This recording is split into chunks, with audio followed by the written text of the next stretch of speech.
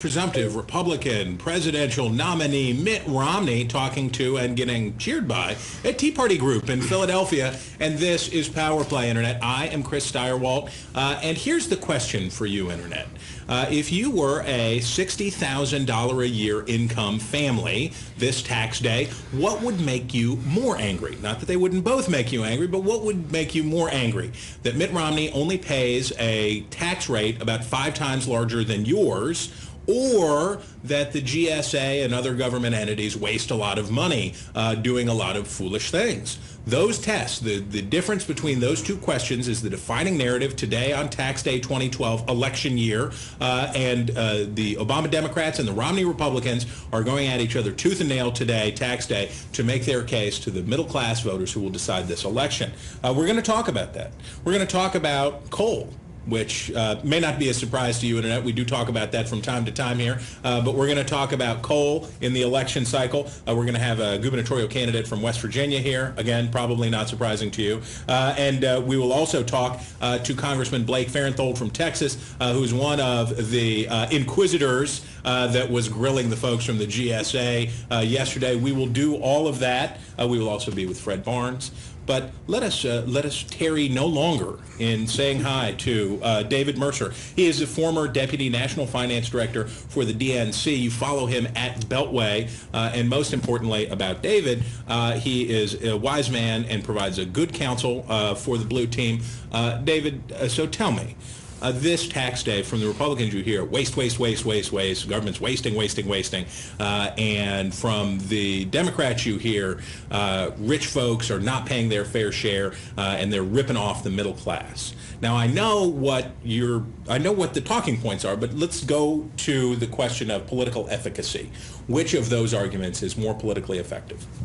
Well, with 70% of the people, which we just saw in a CNN poll, favoring that millionaires pay their fair share of taxes, I would say that that's the consensus of the American people.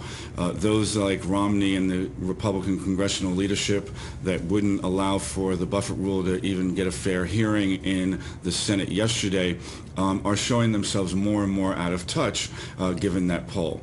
And I think that if you look, as you said at the top of the show, there is waste, and there's also, we're not getting the revenues because we're wasting the opportunities and the wealth that is available to us here and putting it to work, and instead borrowing from the Chinese. And so with the Buffett rule, it's making sure everybody does pay their fair share so that we can have what we need to provide for our infrastructure, better education, and investment in R&D. Now, with the waste, we need to address waste just as much as we need to address the revenue. The president himself said that it was a gimmick, and he did say that it was not enough, that you have to do much more.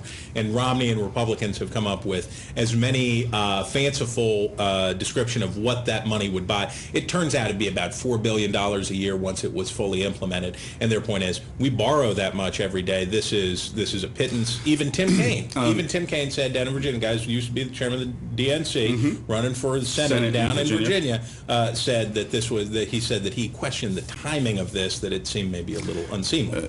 Two things. One, I would see it as emblematic of a huge problem, which is tax loopholes, corporations not paying their fair share, having offshore accounts, which we're now seeing. Romney may be the face of all of that as a candidate, and why he may be wanting to hold back, 5 years, 10 years of his taxes, because he doesn't want to have people see, or the American people see, that he is avoiding the taxes or the rates that effectively should be in place. And secondly, look, we on this tax issue, while it may be $4 billion, that's $4 billion more than we had yesterday going to work on behalf of the American public and making us more secure, making us more solid in terms of our balancing our budget. And we need to close the tax loopholes. There are 72,000 pages of our tax code. That is by corporations and others using the tax code to avoid paying a fair share to allow our country to be on solid ground. All right. Now, if you look at who pays what in taxes, The Urban Institute has done some fascinating work. Brookings and the Urban Institute have done some totally invaluable work. I direct you to both of those institutions. They have a tax fairness institute that they've done that's truly fantastic. They are very good. Great job. And here's the rule. So about half of Americans don't pay federal income taxes, and the bottom 20% actually get about 5% of their income, or 5% of their earned income paid to them in a rebate, even though they didn't pay anything. So they're getting a rebate for taxes on which they did not pay. So it's free money. And the top 40%, the top two, the term that they use is quintiles, I'm sorry, but the top 40% of the tax-paying public or working public pays at a tax rate of about 11%. That's a federal tax rate of 11%. You add everything else in, you get up to about 30% or so. With deductions and what have you. Once you about 11% is the effective federal income tax rate that those folks have. Every election, though, David, comes down to the middle quintile. Those folks in that 20% right there in the middle who are hovering on one side or the other of the 50. To make or break on their taxes. The $50,000 level. And by the way, Internet, the average American median income is about $50,046. So what politicians care most about when we get into a national election or a big statewide election is how do the folks that are making between $50,000 and $60,000 feel? Doesn't the president have a problem? Because those folks, they may think that Mitt Romney should be paying 10 times instead of 5 times the tax rate they do. But or more than they do, not 10 times, but even at least something more than they pay. Well, they pay the same rate. You know, when he can move money offshore, which the average American at $50,000, $60,000 annual, right? Exactly. I got so much stuff in the Caymans. I just go down to visit. But that's the point when he's paying 14%, right? To avoid a higher rate, right? But it's 5 times what they pay. Nonetheless, it is still avoiding what's on the books by offshoring his profits, which corporations are doing, as well as others. So let's focus on that. That's not to the exclusion. But David, doesn't the president have a problem that for these folks that are paying about, so if you're a $60,000 family, your tax bill is going to be like $1,600 or something like that at that rate. For these folks, isn't there a problem that they're angry when they see their money abused, that it's not spent appropriately? I think they should be angry at both waste and at the same time.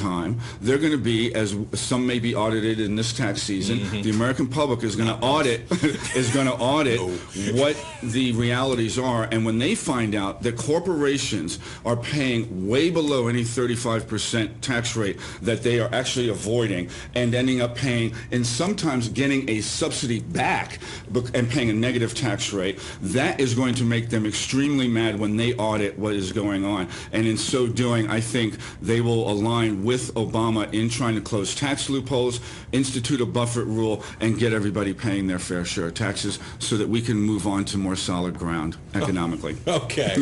David Mercer, you're duly noted. The Internet duly receives and duly notes your position. And here's what the Internet says to you.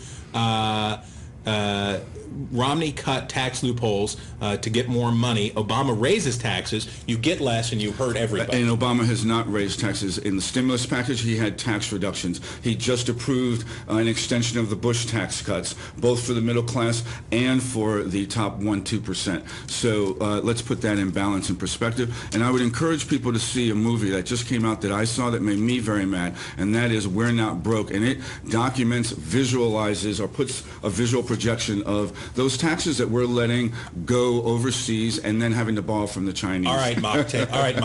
Now you've heard it from David Mercer. David Mercer, we thank you. It's a pleasure being with you again, Chris. Okay, Internet, stick around, because when we come back, we got Fred Barnes for you, and we got Bill Maloney from the 35th state, the great state of West Virginia, when we come back. So stick around.